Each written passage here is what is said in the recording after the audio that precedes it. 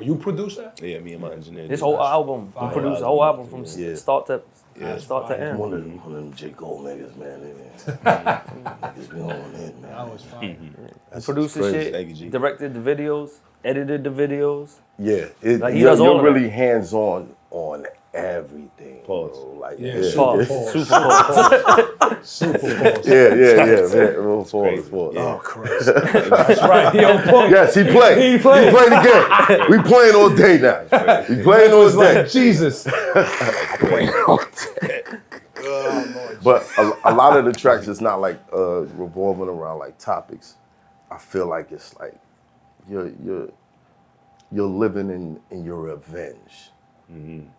It's like every go round, it's like I'm getting revenge for all the times they didn't listen, every time they didn't believe, every time I invested in something and these motherfuckers just took the money and ran. I'm getting So it's that's why the title is What, Not Now I'm Busy? Yeah. Not Now I'm Busy has been my life for the last couple years, you know what I mean? So like, you know, being busy in the sense of like not being able to have time to do a lot of shit that I need to do, like, you know, like even for my kids or like, you know what I'm saying, just like, you know, being one man, just balancing so much shit, you know what I mean? And it almost feels like I don't have time for nothing, you know what I'm saying? But also there's a double message in the album, you know what I'm saying, where, you know, I say that I almost got too busy to where, you know, that, you know, I failed to you know, realize that I failed to realize the truth, and the truth is that, you know, I've been fucked over, backstabbed, you know, by a lot of the people that I love and people that did me wrong and dirty, and you know, the album is, you know, I had to kill my old self to become the new version of who I am, but the new version of who I am, you know, isn't a good person. Right. It's like I grew backwards. You know, some people learn from their mistakes and then they grow and then they become, you know, enlightened and then they make better decisions and they become good people. It's almost like, you know, I was all of that before, but I've been fucked over so much that I just turned cold. So now the new nigga is on some fuck you. The new nigga is on some Savageville shit. Like, the new me is on some like fuck you. That's why the cover is just me, like just staring at the camera of blood.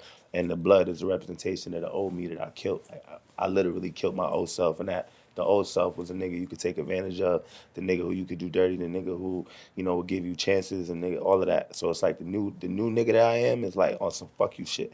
You feel me? Like, it's not positive. You feel me? Like, that's where I'm at with it now. So you became more cynical, more heartless. How does that affect the people around you? The people you still care about? Oh, fuck, that's terrible. I want to hear. Nah, I'm loyal to the people around me. To the people around me, you don't have to really see that side of me. I'm not like that to the people that I love and care about. You feel me? Right. I just don't have patience anymore. You know, I'm quick. I'm like quick to react now. Like before, I was like more like give chances and like, you know, I'm trying to see the good in people. But now I'm just on some. The tolerance level just down. Yeah, 100%. That's all. It happens. Yeah, it happens. But how you control that though? How do you control it? Yeah, how you control it? You can't control that. Listen. When you in an industry where they find some value in who you are through your talent. Right. My apologies. There's so many people that just like, yo, let me see how I can get in and figure out how to get this off of him, or figure out how to, maybe I could get some light doing this, or I could sneak in. And you know what I mean? There's so many finaglers. Everything is strategy. You know what I'm saying? Like we in the era of the scammers. That's every industry. That's every industry. Well, hold on. When you wear a face, though, it's a little bit different, especially like an artist, because an artist, a face in the forefront of something. You're not like, it's not every industry per se. It's like when you're an artist, you're a target. Yeah. And a lot of stuff is under assumption, right? The approach that they'll take because you're the face is maybe a different approach, but it's still the same tactic. Yeah, somebody's a big homie, you to death. Big homie, big homie, big homie. Yeah, there's always going to be somebody who's trying big homie. There's always somebody who wants to get by, and misuse the person that they're dealing with. It's one thing of being used, it's another thing to be misused. What I'm hearing is a lot of misuse. People who want from you but don't give back. People who want and just want to keep taking and don't care where it leaves you. That's right. Everybody's entitled to do what's best for them. The line, I believe, comes when you do what's best for you, that's cutting somebody else's throat. Right. I think that's where the line should always be. Or expectation.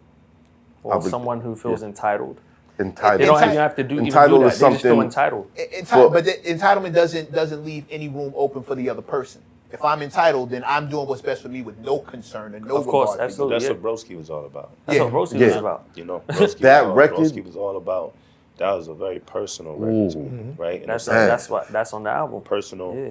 Broski was a record that Broski was like my fuck you, like, and I knew that when I put it out, I knew it was gonna do exactly what it did. And it's like, if you are a Broski, you're gonna feel like shit, right? Because you got the whole world. You're gonna know who you got are. the whole world commenting, sharing, liking, you know, just agreeing, you know, and having their own little stories of the people that they've encountered that were Broskis. You know what I'm saying? So if you are a Broski, and I was talking to you, and you know I was talking to you, you forced to watch that video and like think about yourself. You feel me? Without me having to tell you, without me having to tell you a piece of shit, right? I figured out a way to tell you that you a piece of shit without telling you that you a piece That of shit hit home so much.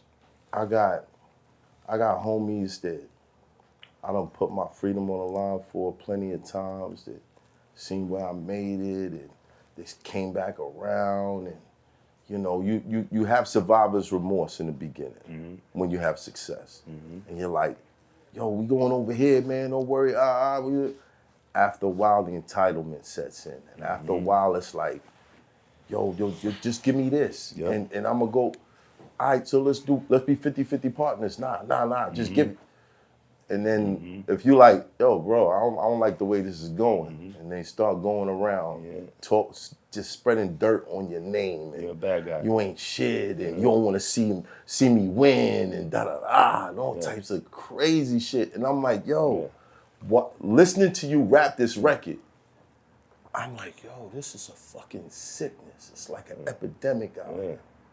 And anybody that's ever experienced any type of success has had a broski at some point. And if you haven't yet, you will encounter one. Yeah. And it's gonna come from somebody who's super close to you too.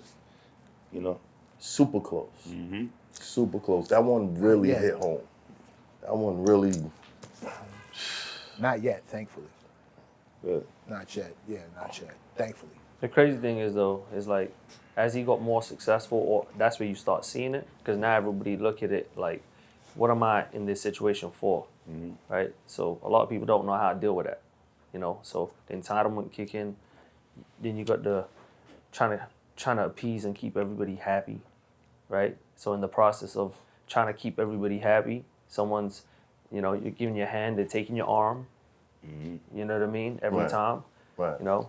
And so I think this whole project for him has been like a discovery, because he actually did a project, scrapped it, and said, "No, fuck that." Well, first off, I'm gonna take responsibility for this. The first project, I was trying to tell him, "Yo, I think this record we should go this record," and then as he got it complete, he said, "No, fuck you, I'm not doing this." I said, "What?" Wow. Yo, and we had crazy features on this shit too, right? And I'm like, all right, so what we doing? He goes, bro, I gotta do me on this one. Like, I gotta do what I need. What's the crazy features? Because we need details. They're gonna want details. Like, what are you putting to the side that's so crazy? No. The reason why I can't say it is because I still plan on using those features. Yeah, I so don't it's want like, to- And they'll be like, I'm not disregarding them. I'm and not trashing I'm not gonna them. name I just drop and gotta shit. put- But look, you we got feel some me? dope things, you know what I'm saying, on this. Right. And there was a strategy for it. There was a reason why we did it, all of that, right? All right, cool. He goes, nah, fuck that. He goes, this one right here, like, I got some shit I gotta get off. I was like, all right. I'm with you. Whatever you wanna do. Why was this the time for that?